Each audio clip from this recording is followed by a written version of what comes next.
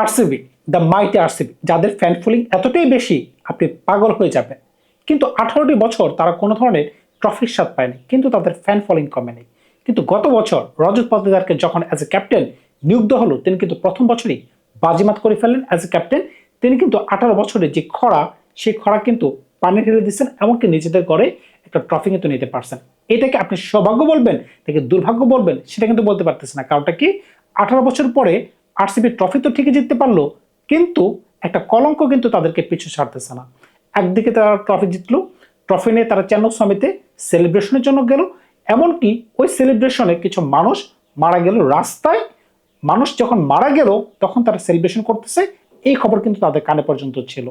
খেয়াল করে দেখবেন, এটা কিন্তু একটা জঘন্য অন্যায় হয়েছে বলে আমি মনে করতেছি। এখন গত বছর যে তারা দুর্দান্ত পারফরমেন্স দিতে পারছে, এবছর কি তারা দিতে পারবে?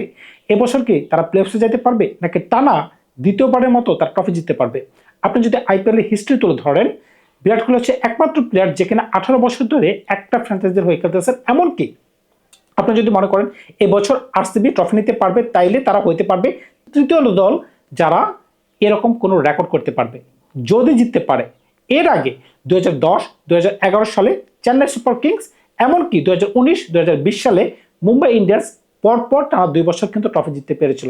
এখন যদি এবছর 2026 সালে যদি আরসিবি ট্রফি জয়লাভ করতে পারে, তাহলে কিন্তু চেন্নাই এমনকি মুম্বাইয়ের সাথে কিন্তু তারা একই স্টেজে থাকতে পারবে যে আমরা ব্যাক টু ব্যাক 2 বছর ট্রফি জিততে পেরেছিলাম।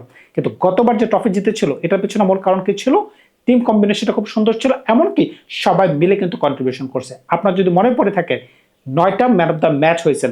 9টা ম্যান অফ দ্য ম্যাচ কারা হয়েছে? আলাদা আলাদা প্লেয়ার। তার মানে কি, সবাই মিলে কন্ট্রিবিউশন করছেন। একদিন রমিরো শেফার্ড, একদিন ফিল সল্ট, একদিন বিরাট কোহলি, একদিন জশ হ্যাজেলউড, একদিন কুনাল পান্ডিয়া, একদিন সুয়েশ শর্মা। বুঝতেই পারতেছেন, সকলে মিলে যখন একটা কন্ট্রিবিউশন করছে, এর ফলশ্রুতিতে কিন্তু লাস্ট পর্যন্ত তারা কিন্তু ট্রফি নিতে পারছে। কিন্তু এবছর সবচেয়ে বড় সমস্যা কি হতে পারে, চ্যালেঞ্জ কি হতে পারে? গত বছর যে ব্যাটসম্যানটা আরসিবিকে ঝড়ো ইনিংস খেলতে পারতো, যার স্ট্রাইক রেট ছিল 175, তিনি কিন্তু এবার টি-20 বিশ্বকাপে ডাবল ডিজিটে যেতে পারেন নাই। এটা কিন্তু আরসিবির জন্য একটা প্রবলেম হতে পারে। তাহলে কি আরসিবি এবছর ফিলসটকে ড্রপ করে জ্যাকব ব্যাথলের সাথে যাবে, যে কিনা সেমিফাইনালে দুর্দান্ত একটা সেঞ্চুরি করতে পেরেছিল মুম্বাইয়ের বাড়িতে? মনে পড়ে কি আপনাদের? সুতরাং বুঝতেই পারতেছেন আরসিবির কাছে কিন্তু চিন্তা আছে। সবচেয়ে বড় চিন্তা কি? সবচেয়ে বড় চিন্তা হচ্ছে জশ হ্যাজেলউড, যে কিনা গত বছর 22টা উইকেট নিতে পারছেন, এমনকি তার ইকোনমি রেট 8.30। যখন উইকেটের দরকার তিনি কিন্তু তখন উইকেট নিতে পারছেন। এই প্লেয়ারটা আনঅ্যাভেলেবল। কতদিন ধরে আনঅ্যাভেলেবল থাকবে সেটা কিন্তু ক্রিকেট অস্ট্রেলিয়া এখন পর্যন্ত জানায় নাই। অনিশ্চিত অন্তত প্রথম দিকের 4-5টা 7-8টা ম্যাচ পর্যন্ত। সুতরাং বুঝতেই পারতেছেন, এটা কিন্তু একটা বড় ধরনের সমস্যা হইতে পারে। হইতে পারে না, এটা হবে। কারণ কি, জশ হ্যাজেলউড বর্তমানে টি-20 জগতে বা ওভারঅল ক্রিকেটে স্বনামধন্য বলার, এমনকি তিনি রেপুটেটেড বলার, তিনি উইকেট নিতে পারেন, এমনকি তার ইকোনমিক খুবই লো, কিপটা বলার এক কথায় চলে।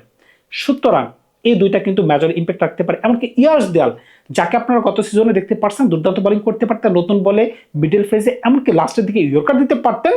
ডোমেস্টিক ভায়োলেন্সের কারণে তার বিরুদ্ধে যে ধরনের মামলা মোকদ্দমা চলতেছে ভারতে, এখন তিনি কিন্তু এখন ক্লিয়ারেন্স পায় নাই, তিনি কি খেলতে পারবেন কিনা। আজ পর্যন্ত আমি যখন ভিডিওটা রেকর্ড করতেছি, ইয়াস দেয়ালের খেলা নিয়ে কোনো ধরনের পজিটিভ নিউজ কিন্তু নাই। এখন বোলিং করবে কে? আপনি যতই উপরের দিকে ভালো ব্যাটিং আপনার আছে, কিন্তু নিচের দিকে বোলিং করবে কে? বলার নাই। একমাত্র ভুবনেশ্বর কুমার আছে, রমিরো শেফার্ড অ্যাজ এ অলরাউন্ডার হিসেবে খেলতে পারবেন, কুনাল পান্ডিয়া বোলিং করতে পারবেন। সুয়েশ শর্মা, এই প্লেয়ারটাকে নিয়ে কিন্তু অবশ্যই কথা বলতে হবে। গত সিজনে তিনি যে ধরনের বোলিং করছেন ভাই, মারাত্মক মানে মারাত্মক। আমরা কিন্তু এবারও আশা করব যে সুয়েশ শর্মা এবারও ভালো বোলিং করবে। এখন নতুন কোনো বলারকে আছে যারা অন্তত জশ হ্যাজেলউডের বিকল্প হতে পারবে? আপনি ওই ধরনের মানে বলার তো পাবেন না, কিন্তু নোয়ান তুষারা কিন্তু ভালো ইয়র্কার দিতে পারে, তার কাছে সুইং রয়েছে, শ্রীলঙ্কান বলার। তিনি হয়তো বা তার জায়গাটা গ্রাব করে নিতে পারবে, কিংবা যদি তারা মনে করে যে না, আমরা আরো হাইটের বলার নিব, আর একটু পেসের বলার নিব, তখন হয়তো বা তারা জ্যাকব ডাফির সাথে যাইতে পারে। কিন্তু ইয়াস দেয়ালের কোনো বিকল্প কিন্তু আমি খুঁজে পাচ্ছি না। কিন্তু আরেকটা সমস্যা হইতে পারে, দেবদীপ পাডিক্কল, যে কিনা গত সিজনে 3 নম্বর বা 4 নম্বরে নেমে দুর্দান্ত খেলতে পারতেন, এবছর তিনি কি দলে থাকতে পারবেন? কারণ কি, ভেঙ্কটেশ আয়ার, যে কিনা টক অফ দ্য মানি ছিল একটা সময়, কোন সময়, যখন তাকে কলকাতা 23 কত সামথিং যেন ছিল, 23 কোটির উপরে এই ধরনের মূল্য দিয়ে কিনেছিল, কিন্তু তিনি ফ্লপ ছিল। কিন্তু গত সিজনে সম্ভবত 6 থেকে 7 কোটি রুপিতে আরসিবি কিন্তু তাদের দলে ফিরেছে। এখন তার পজিশনটা কি হইতে পারবে? আমরা যেহেতু শুনতে পাচ্ছি রজত পাতিদার, যিনি ক্যাপ্টেন, গত বছর তিনি যে ধরনের ছন্দে ছিলেন, বর্তমানে তিনি ওই ধরনের ছন্দে নাই। এখন হইতে পারে এবছর দেবদেব পাডিক্কেল নাইলে ভেঙ্কটেশ আয়ার 3 নম্বর পজিশনটা গ্র্যাব করতে পারেন। যদি দলটা সাজানোর চেষ্টা করেন যে দলটা কিরকম হতে পারে, দলটা দেখতে কিন্তু ভয়ঙ্কর লাগতে পারে, কিন্তু তারা কোন ধরনের পারফরমেন্স দিতে পারবে সেটা কিন্তু আপনি অগ্রিম বলতে পারেন না। খেয়াল করে দেখবেন বিরাট কোহলি কিন্তু ওভারঅল স্ট্যাট যদি আপনি তুলে ধরেন, তার সারা জীবনে আইপিএলে তিনি 8,661 রান করতে পারছেন, কিন্তু তার স্ট্রাইক রেট ছিল 133। কিন্তু গত বছর ছিল এক্সেপশনাল। কারণটা কি, তিনি কিন্তু গত বছর টুকটুক করে খেলেন, তার স্ট্রাইক রেট ছিল 145। এই কারণে কিন্তু আরসিবি একটা ঝড়ো স্টার্ট পাইতো। সেই সাথে ফিল্ড রেট ছিল 175। সুতরাং বুঝতেই পারতেছেন, একদিকে 145, একদিকে 175, তারা কোন ধরনের স্টার্ট আনতে পারতো। এই কারণে কিন্তু তারা ট্রফি নিতে পারছে। এটা কিন্তু একটা ভ্যালিড রিজন। এখন যদি কোনো কারণে ফিলসট খেলতে না পারে, তাহলে জ্যাকব ব্যাথল সরাসরি অ্যাজ এ ওপেনিং ব্যাটসম্যান দলের সাথে যুক্ত হয়ে যাবেন। 3 নম্বর পজিশনে আমি আশা করব যে ভেঙ্কটেশ আয়ারকে সুযোগ দেওয়া হোক। কারণটা কি, একে তো কলকাতা থেকে তিনি আসছেন, এমনকি তার রেপুটেশন গতবার অনেক বেশি হাই ছিল। যেহেতু তিনি খেলতে পারেন নাই বেঙ্গালুরুর মাটিতে, যেখানে সুন্দরভাবে ব্যাটে বলা আসে, এমনকি গ্রাউন্ড ছোট, আমি আশা করবো ভেঙ্কটেশ আয়ার দেবদেব পাডিক্কেল থেকে ভালো করবে। তবে দেবদেব পাডিক্কেলও নাকি ভালো ফর্মে আছে। এখন তাহলে আমি বলতে পারতেছি না যে কাকে রেখে কাকে নিবে। তবে আমি চাচ্ছি ভেঙ্কটেশ আয়ারের সাথে 3 নম্বর পজিশনে। 4 নম্বর পজিশনে Rajat Patidar as a captain হিসেবে তিনি নামবেন।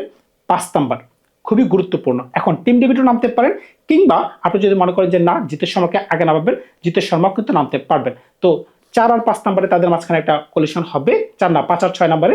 এখন 7 নম্বর ক্রুনাল পান্ডিয়া। গত বছর তিনি যে ধরনের চতুর বোলিং করছেন ভাই, এমনকি দলের দরকারের সময় তিনি যে ধরনের ব্যাটিং করছেন, মানে অত্যাধিক ভালো মানের। এই প্রসঙ্গে কোনো কথাই নেই। ক্রুনাল পান্ডিয়ার কারণে কিন্তু গত বছর কিন্তু তারা 2-1 ম্যাচ জিততে পারছে। 2-1 ম্যাচ জিতা মানে কি, আপনি ট্রফির জন্য 2 স্টেপ আগে গেলেন। যদি 7 নম্বরে ক্রুনাল পান্ডিয়া হয়ে যায়, 8 নম্বরে রোমেরো শেফার্ড। দুর্দান্ত ভাই। আমরা কিন্তু গত বছর দেখছি টিম ডেভিড এমনকি রোমেরো শেফার্ড মিলে লাস্টের দিকে যে ধরনের তুলনা করতে পারেন, মারাত্মক। 8 নম্বর পর্যন্ত কত মোটামুটি হয়ে গেছে। এর মাঝখানে কে বোলিং করতে পারবে, রোমেরো শেফার্ড আপনাকে ভালো দিনে 2 থেকে 3 ওভার এনে দিতে পারবে। ক্রুনাল পান্ডিয়া থেকে আপনি ম্যাক্সিমাম দিনে 3 থেকে 4 ওভার আনতে পারবেন। উপরের দিকে তেমন বোলিং কোনো অপশন নাই। যদি কোনো কারণে ব্যাথেল খেলতে পারে, ব্যাথেল হয়তো বা তার ভালো দিনে 1 থেকে 2 ওভার আপনাকে এনে দিতে পারবে। এখন 8, 9, 10, 11 এখান থেকে কিন্তু 8 নম্বর হয়ে গেছে রোমেরো শেফার্ড। 9, 10, 11 থেকে কিন্তু আপনাকে বলার বের করতে হবে। 9 নম্বরে আমার পছন্দের বলার, বর্তমানে যেহেতু জশ হাজারউড নাই, নোয়ান তুষারাকে আমি জায়গা দিচ্ছি।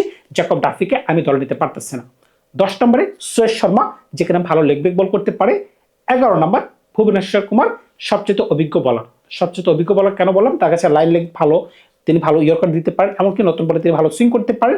তিনি যদি একটু ভালো স্টার্ট এনে দিতে পারেন, তখন কিন্তু হয়তোবা এই দলটার জন্য একটু মঙ্গল বয়ে আনতে পারে। এখন দেখা যাক তার কোন ধরনের পারফরমেন্স দিতে পারে। গতবার তারা A to Z মিলে যেভাবে ভালো খেলতে পেরেছিল, আমি তো আগেই বললাম 11 জন প্লেয়ারের মাঝখানে যদি 9টা প্লেয়ার যদি ম্যান অফ দ্য ম্যাচ হয় একটা হোল টুর্নামেন্টে, তার মানে কি, তারা হোল ভাবে খেলছে, কালেকটিভ খেলা যদি খেলতে পারে, তখন কিন্তু দলটা কিন্তু সামনে থেকে এগিয়ে যায়। আপনি যদি ডিপেন্ডেন্ট হন শুধুমাত্র Virat Kohli, AB de Villiers, Mitchell Starc, এই ধরনের বড় মানের প্লেয়াররা কিন্তু তারা খেলতো, এমনকি ক্রিস গেল, শুধুমাত্র যদি তাদের উপর আপনি নির্ভরযোগ্য থাকেন, তাহলে কিন্তু একটা দল কখনোই ভালো করতে পারে না। এই কারণে কিন্তু 18টি বছর তারা কোনো ট্রফি নিতে পারে না। যখনই অ্যাজ এ টিম তারা খেলতেছে, রজত পাতিদারকে ক্যাপ্টেন্সি দেওয়া হলো, বিরাট কোহলি মাথা থেকে প্রেশার চলে গেল, তখন কিন্তু মনে করেন যে একটু ফ্লেক্সিবিলিটি বেড়ে গেল। ধন্যবাদ সবাইকে, ভালো থাকবে আপনারা। আমি আশাবাদী এবছর তারা প্লে অফে যাবে।